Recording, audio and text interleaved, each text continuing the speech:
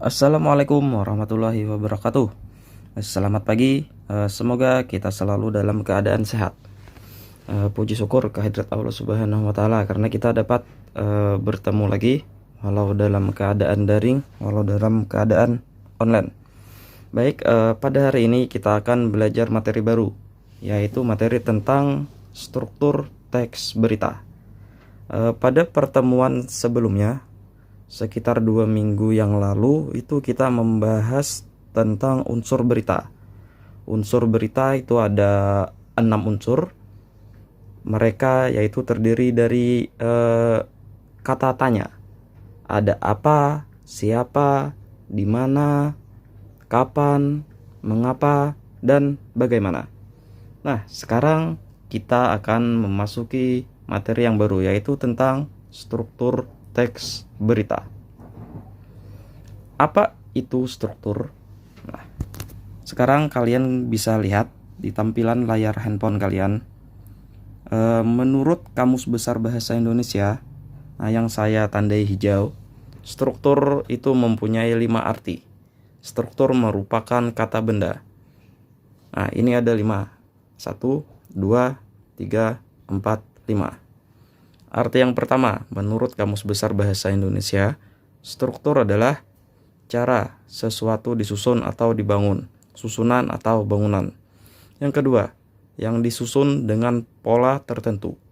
Yang ketiga, pengaturan unsur atau bagian suatu benda. Yang keempat, ketentuan unsur-unsur dari suatu benda. Yang kelima, pengaturan pola dalam bahasa secara sintakmatis.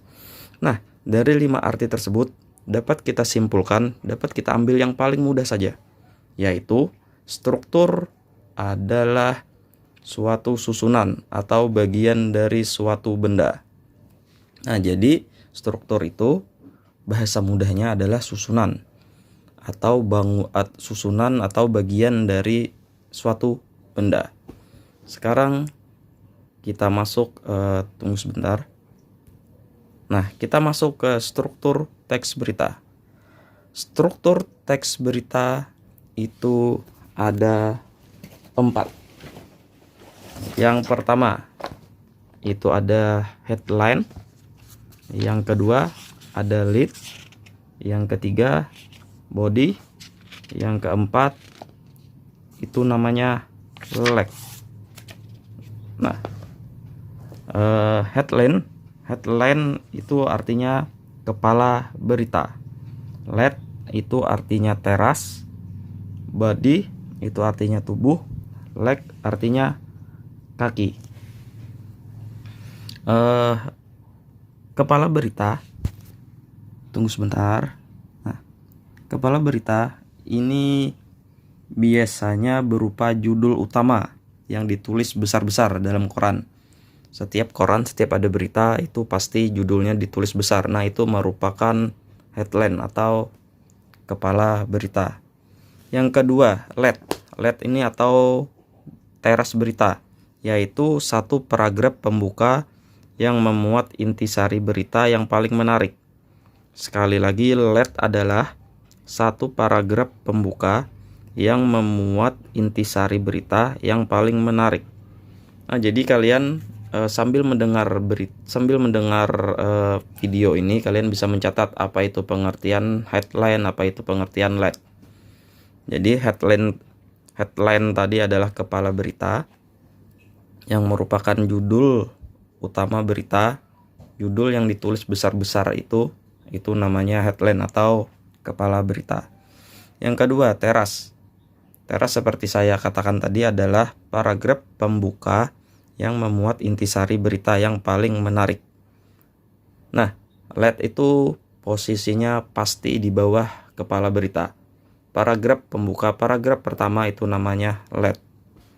Yang ketiga adalah body atau tubuh. Nah, bagian tubuh berita yaitu berisi tentang uraian lengkap yang menjelaskan seluruh unsur berita. Jadi di tubuh berita ini ada unsur apa, siapa, di mana, kapan, mengapa, dan bagaimana. Itu letaknya ada di tubuh berita. Sedangkan yang terakhir leg atau kaki itu merupakan bagian penutup. Yang namanya bagian penutup pasti letaknya di bawah atau yang di paling akhir.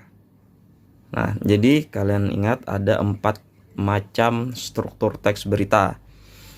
Ada yang namanya kepala berita, ada yang namanya teras berita, ada yang namanya tubuh berita, dan ada yang namanya kaki berita. Sekarang kita lanjut. Tunggu sebentar, kita lanjut. Nah, ini merupakan contoh dari struktur berita.